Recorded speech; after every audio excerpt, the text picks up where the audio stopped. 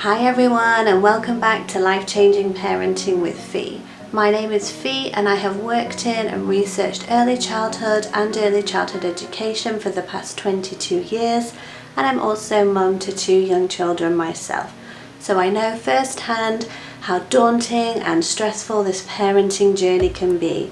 So I wanted to create this channel as your go-to place. You can find out all the knowledge, tips, tricks and secrets I've learned over the past 22 years, and that's going to make your parenting journey full of knowledge and confidence, and that's all going to trickle down to your children so that you can give them the best head start in life. They're totally worth the time and effort, so please do go ahead, subscribe to the channel, watch all the content, it is really valuable, and I look forward to seeing you in the next video. Bye for now. Right then, by the end of today's episode, you are going to be a weaning whiz. You're going to know when weaning starts, what signs to look out for. You're going to know exactly what you need in order to be prepared and ready for this phase of your little one's development. And you're just going to walk away from this episode feeling really confident and excited about the weaning process. So let's jump right in. So the thought of weaning your little one can feel quite daunting and stressful because there's so much advice out there. There's always friends and family that have been through the process that want to share all their tips with you as well, and it can just seem very overwhelming. So this is your go-to guide. I'm going to share with you my 10 top tips for becoming a weaning whiz, and you need to think carefully about the approach that you would like to take. So there tends to be a baby-led approach where you will cut foods up and give them to your baby whole to explore, or there's the pureeing approach where you basically just blend all the food and spoon feed your little one, or you can do a combination of the two. The choice is completely yours.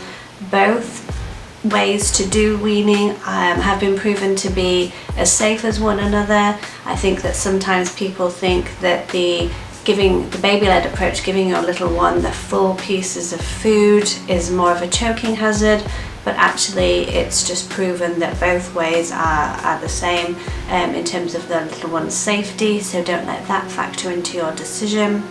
It's what you are comfortable with and what suits you as a family, so make sure you make the choice that's right for you and your family. I want the experience to be a really positive one for you and your little one. So let's jump into the top 10 tips for becoming a weaning whiz. Okay, the first of my top 10 tips to becoming a weaning whiz is to know what is expected. So right up until your little one's first birthday, they are getting all the nutrition that they need from your breast milk or from their bottled milk. So the purpose of weaning at 6 months old has 3 main things. So the first thing is that we want your baby to get used to different textures. That's really important when learning to wean. The second purpose of weaning at 6 months old is that we want your child to develop a fondness of food. And finally, we want your little one to develop a positive and healthy relationship with food. So tip number 2 for becoming a weaning whiz is that you need to start at the right time and for the right reason. So it's recommended that you start weaning at the age of 6 months because this is most likely when your little one will have developed the skills to be able to sit upright, have good head and neck control so that they can eat safely. Now, regarding the right timing, a lot of parents feel that their children need to start weaning sooner because they start waking in the night crying, and parents assume that they need to fill their little ones' tummies so that they're not hungry and they'll sleep better. However, it's just part of their natural development. They're actually going through a sleep progression at around the same time. So the reason that your little one is actually waking up crying is because they can't connect their sleep cycles yet, and they're looking for you to go in and help comfort them and get them back to sleep, ready for their next sleep cycle. So it doesn't necessarily have anything to do with them being hungry. It's just unfortunate that these 2 major developmental leaps kind of happen around the same time. So please do wait until your little one is able to sit up straight, have good head and neck control so that they can eat their food safely. So if your little one is 6 months of age and can sit up straight, have good neck and head control, but is not showing any signs of becoming interested in food, that is okay. What I would suggest is that you start playing with foods. So you can cook some spaghetti, you can put it on the floor and let your little one walk through it. You can make pasta pictures. You can use yogurt in the bath, just put a bit of food colouring in and they can paint the bath all different colours. So just introduce them to food in a really fun and playful way, and the next step of them actually wanting to try it and enjoy it will come naturally. Okay, so time for the third tip I have for you in order for you to become a weaning whiz and get your little one on the right path to enjoying their food. So the third tip is that you really need to invest lots of time in researching the correct high chair. So unfortunately, the vast majority of high chairs on the market are actually too big for your baby. There are often problems such as your baby, when they're in the high chair, they slump off to one side, and that means that swallowing is going to become more challenging for them. You might also find that the tray tables attached to the high chairs are too high. So one of the things that weaning is all about is exploring and playing with food, getting used to the textures. So if the tray table's too high, your little one's really going to struggle to accomplish that important milestone. And finally, a lot of the high chairs don't have a footrest for your little one. So if their little legs and feet are just dangling off, this actually makes them become very tired very quickly, which means they're less excited about trying new foods and they just get really grumpy extremely quickly in the high chair. So that's something we really want to avoid. So look for a high chair that your little one is sat upright so they don't have any trouble swallowing, one where the tray table is at a really good height so that they can explore all the foods that you offer them, and one that has a footrest that they can keep their feet on so they don't get too tired. I've done a bit of research on high chairs for you, so I'll link below in the show notes some of my favourite ones. So if you've already got a high chair and unfortunately it's not quite right for your little one and you're not in the position to be getting a new one, then towels are going to become your best friend. You need to roll the towels, scrunch them up and put them down your baby's sides to stop them from wobbling over. Make sure that the towels don't go right up to your little one's armpits, because this is going to splay their arms, and again they're going to have great difficulty trying to have fun and explore with their food. So make sure the towels are kind of at their elbow height so that they can get to that tray table correctly. The tray table needs to be so that your little one's elbow is at 90 degrees. This is like the optimum position for them to be able to explore all the food on offer. And then one of the things I did with my little one's high chair was I got one of the pool noodles and I chopped that up and I made a little footstool for them until they were long enough to reach the actual footstool that was available on the high chair. So tea towels and pool noodles will become your best friend. Use them to make sure your little one's in the best position in their high chair so that they can really enjoy eating and exploring their foods. Okay, so time for tip number 4 for all you wonderful parents out there that want to really nail this weaning process. So the 4th tip is that you need to be fully aware of the mealtime aim. So remember that weaning is all about introducing your baby to new textures, making them fond of food and giving them a healthy and positive relationship with food. So between the ages of 6 and 9 months, you need to be giving them just one solid mealtime per day after a bottle feed. Because when they've had their nap and they've got their bellies full of milk, they're going to be at their most happy to be able to explore and really have fun with the food. So that's what you want. Half a teaspoon of food is considered a success. So once you get to around 9 months of age, this is when you will introduce a solid meal time before a bottle feed. because at this point we need to start gradually building your little one up to having 3 solid meals a day by the time they reach their first birthday. Okay, we're already halfway there. Tip number 5 for you to become a weaning whiz is to get the correct spoons. So if you're going to go ahead with the pureeing or the combination of baby-led and pureeing foods, you're really going to need to invest in some suitable spoons. So you want a spoon that's actually narrow enough to go inside your little one's mouth. You need to make sure that the bowl of the spoon is quite shallow so that your little one can actually use their mouth to clear the food off correctly. And you need to make sure it's gentle and flexible, because I have no doubt that your little one's going to end up chewing on it for their teething relief at some point. So I have linked below in the show notes some of the best spoons on the market that I've come across that are really going to set your little one up for success and help them clear all the food off their spoon and enjoy what they're eating. So I do have some additional spoon feeding tips so that you can make sure your meal times are a success. So you need to ensure that you are sat opposite your baby, as this makes them keep their head straight. Make sure you move the spoon towards them level with their mouth, as this enables them to look at the food, smell it, and learn the all-important lip seal for clearing the spoon of food. You need to tell your baby what you want them to do.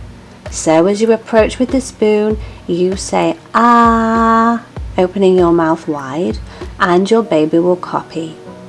When the spoon is in their mouth, you say mum mum mum, showing your baby how to mimic chewing and using their lips.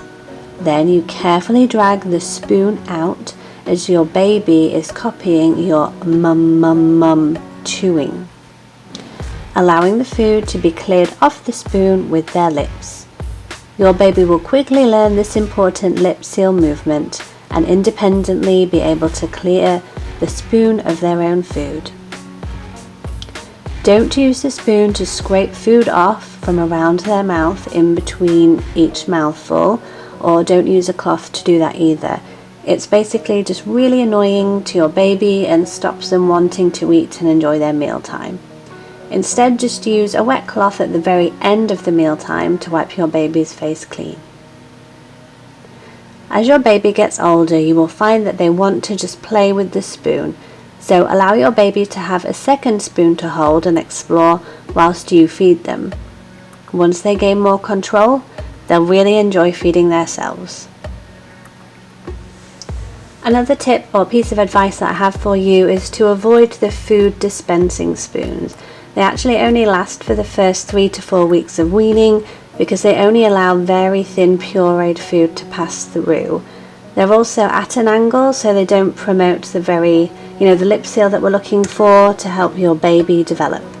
Instead, you can buy food pouches for when you're out and about, or if you prefer your little one to have your home cooked food, you can buy reusable food pouches that are dishwasher safe and keep your little one's food nice and warm. Okay, time for tip number 6 for you on your weaning whiz journey. So basically, you need to understand the roles of you and your little one on this journey.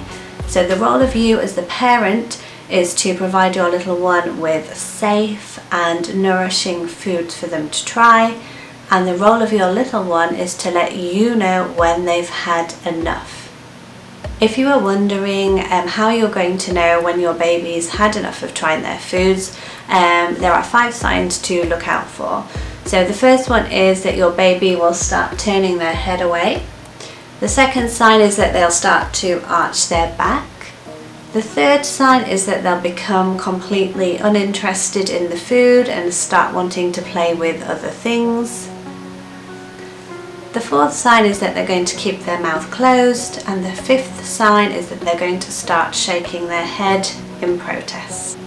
So if your little one starts to show any of those 5 signs that they're full, then it's your role as the parent to listen and to stop. It's really important that we do not force our little ones to keep trying when they don't want to, because it could mean that they develop a very unhealthy relationship with food in the future, and obviously that's something that we really want to avoid. We want them to enjoy their meal times, and meal times are such sociable occasions as grown-ups, so we don't want that to happen. And we also want your little one to be able to regulate their own hunger. So if we keep feeding them when they're full, they're not going to learn to regulate that themselves as they get a bit older. Okay, tip number 7 is to not give up on foods quickly. It's perfectly normal that when you let your little one explore, try a new food, they're going to pull a funny face, they're going to kind of wince and look like they're not enjoying it. But I assure you that's completely developmentally appropriate, because they're experiencing a new taste, a new texture, and quite oftentimes a new heat as well. So that's perfectly normal. It's also completely developmentally age appropriate at the moment that your little one is pushing the food out of their mouth with their tongue. It's just their tongue reflex basically, and that's something that matures with time. So it's not a sign that they don't like their food when they're pushing it out with their tongue. It's just how things are at this age. And also your little one's gag reflex is still at the front or the middle of their tongue. It takes a long time for it to evolve and develop and move to the back of the tongue. So your little one will be gagging during the weaning process, and that's perfectly normal and a healthy part of their development. So again, it's not a sign that they're not enjoying it, it's just something that all your little ones have to go through. So do keep persevering with the new foods. They might look like they're not enjoying it, but there are other reasons behind that. Okay, so tip number 8 on your weaning journey, I've kind of already mentioned, and that is that meal times are a social time. So please don't just feed your baby in isolation on their own, just you and them. You need to be eating with them at the same time. This is because they need to watch and learn from you. They need to watch as you put the food into your mouth. They're going to be watching and observing how you chew and how you swallow it. So you need to make sure you're conveying with your eyes and your face that it's a really fun, exciting thing and nothing to be fearful of at all. When you are at the very beginning of the weaning journey, I would say it's important to turn off distractions such as the radio or the television, so that you can really focus together on nailing this weaning process and getting that chewing and swallowing, getting all those skills developed. But as you approach the age of 1, when your little one is really a bit further on with their weaning process and enjoying their food, this is when you can really introduce how sociable meal times can be. So eating in larger groups with family and friends and having music on. It's a lovely time, and I think your little ones are going to really enjoy the weaning process with you. Just make sure you start it right at the beginning by eating with them and modelling everything. Okay, so tip number 9 to become a weaning whiz is quite a tricky one. As a parent, I found this really hard. It's basically embrace the mess.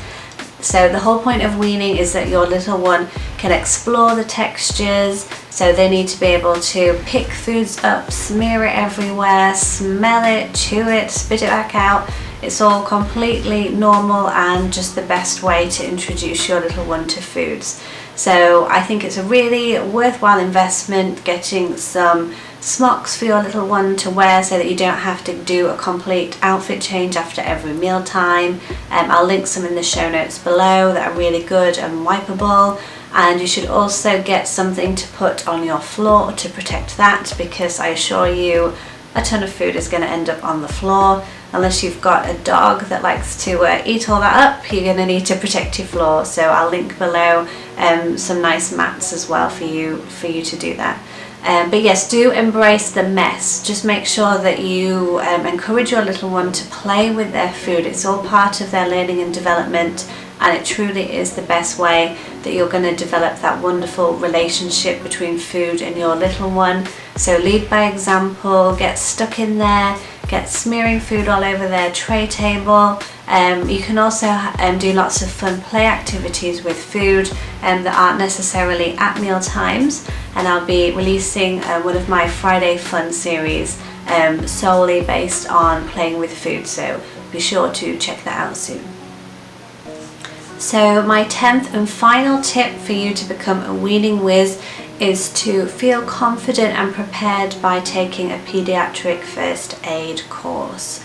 So I've spoken to so many parents and I myself was a bit kind of worried about starting the weaning process just for fear of my little ones choking.